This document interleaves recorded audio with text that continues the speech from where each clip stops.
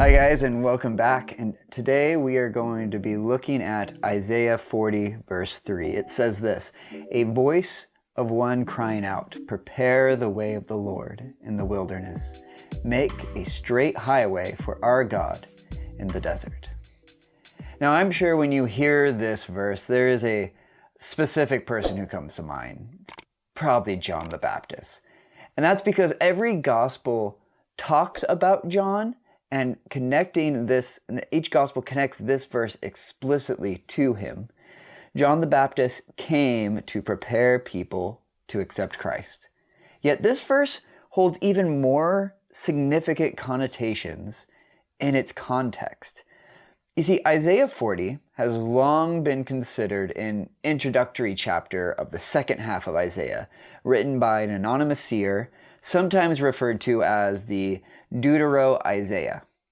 The first 39 chapters of Isaiah point forward to the coming judgment on Jerusalem, and the last 26 chapters talk about the restoration of Israel after the exile. And you can see this clear shift from judgment to restoration in the first verse of Isaiah 40. It says this: "Comfort, comfort my people, says your God." But have you ever wondered who the "your" is that God was talking to?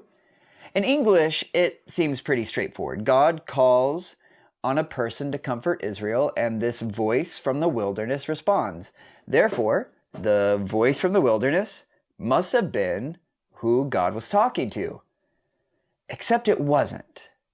You see, one of my favorite revelations, I guess you could say, of learning Hebrew and Greek has been the plural you.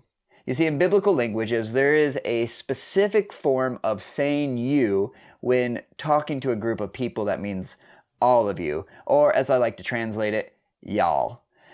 The challenge of translation is that there is no plural you in English. So when a biblical author uses the plural you, and the English translation is just you, we can mistakenly assume that you is referring to a singular person.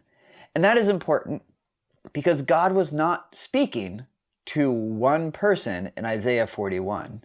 He was talking to a group of people. "Comfort, comfort my people, says y'all's God."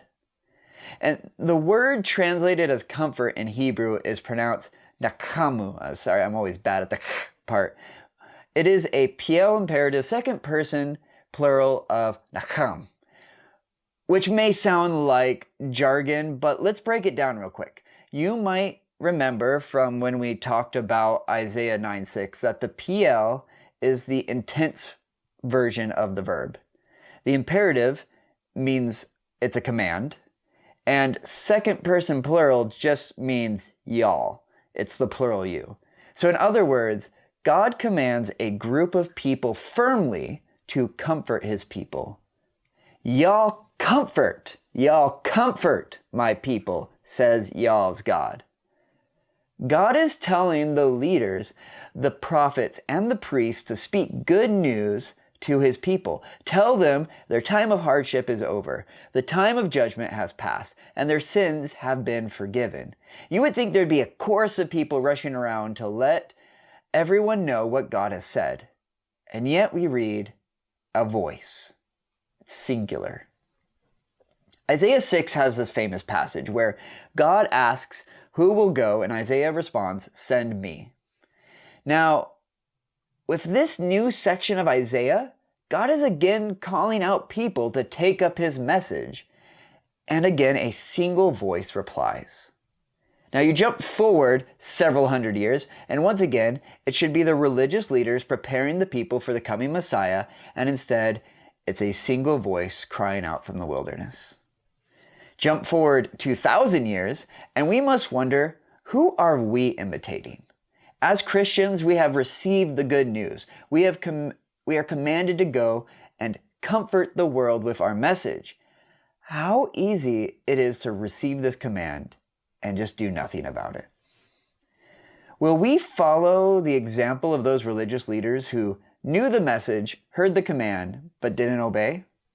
Or will we follow the example of John, of the author of Isaiah 40, and Isaiah himself?